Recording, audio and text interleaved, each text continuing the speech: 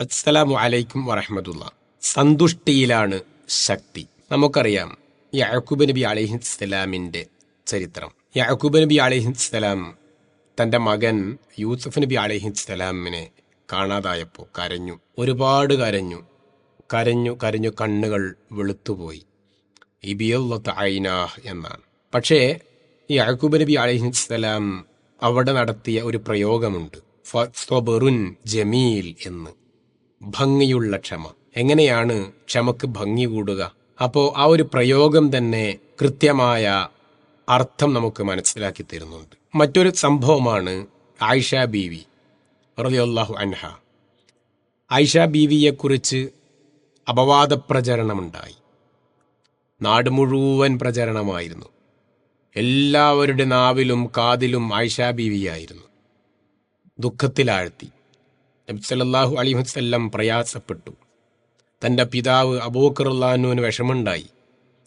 ആയിഷ ബീവി വല്ലാത്ത ദുഃഖത്തിലായി. കരള് പോലും കരിഞ്ഞു പോകുന്നത്ര ദുഃഖം എന്ന് വാഴ്ത്തപ്പെട്ടു. എന്നിട്ട് എന്തുണ്ടായി? ജർമ്മനിയിൽ രൂപം കൊണ്ട ഒരു സംഘടനയാണ് സന്തുഷ്ടിയിലാണ് ശക്തി എന്ന പേരിൽ. അപ്പോൾ അവർക്കൊക്കെ പിന്നീട് ആത്മഹത്യ ചെയ്യേണ്ടി വന്നിട്ടില്ല. അവരാരും സങ്കടപ്പെട്ട് ദുഃഖത്തിലാഴ്ത്തി ഡൗണായി പോയിട്ടില്ല. അവരാരും ആരെയും പ്രാഗിയിട്ടില്ല. അവരൊക്കെ ചെയ്ത ഒരു പ്രവർത്തനം അള്ളാഹുവിലേക്ക് അർപ്പണം നടത്തി എന്നുള്ളതാണ്. ഖദറുല്ലാഹ വമാ ശാഅ ഫഅല. അള്ളാഹുവിൻ്റെ തീരുമാനമാണ് ഇത്. അള്ളാഹു അവനുദ്ദേശിച്ചതാണ് ചെയ്യുക. അവനുദ്ദേശിച്ചതേ ചെയ്യുകയുള്ളൂ. അള്ളാഹു അവനുദ്ദേശിച്ചത് മാത്രമാണ് ചെയ്യുക എന്ന് പറഞ്ഞു. അപ്പം ഖദറുല്ലാഹ് ഇത് അള്ളാഹുവിൻ്റെ ഖുദറത്തും ഇറാദത്തുമാണ് എന്ന നിശ്ചയദാർഢ്യത്തോടെയുള്ള ഉറച്ച ഈമാനായിരുന്നു അത്. ആ ഈമാൻ വാക്കിലോ നാക്കിലോ ആയിരുന്നില്ല, അത് ഖൽബിൽ രൂഢമൂലമായിരുന്നു.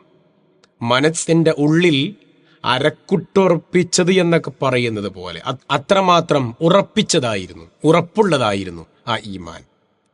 അപ്പൊ യാക്കൂബ് നബിയുടെ സ്വബറുൻ ജമീൽ എന്നതുപോലെ നമുക്ക് വിഷമങ്ങൾ, പ്രയാസങ്ങൾ, കഷ്ടപ്പാടുകൾ, ദുരിതങ്ങൾ, ദുരന്തങ്ങൾ, ആധികൾ, വ്യാധികൾ, പ്രയാസങ്ങൾ ഒക്കെയുണ്ടാകുമ്പോൾ നമുക്കും ഇതുപോലെ ഇതാ ഞാൻ ക്ഷമിച്ചിരിക്കുന്നു എന്ന് പറയാൻ, ആ ക്ഷമിച്ചിരിക്കുന്നു എന്ന് പറയാൻ കഴിയണമെങ്കിൽ ഇന്നാ ലില്ലാഹി വ ഇന്നാ ഇലൈഹി റാജിഊൻ, ഞാൻ അള്ളാഹുവിൽ നിന്നുള്ളവനാണ്, ഞാൻ അള്ളാഹുവിലേക്ക് മടങ്ങേണ്ടവരാണ് എന്ന ഒരു കൃത്യമായ ഒരു ബോധം കൂടി നമുക്ക് ഉണ്ടാവേണ്ടതുണ്ട്.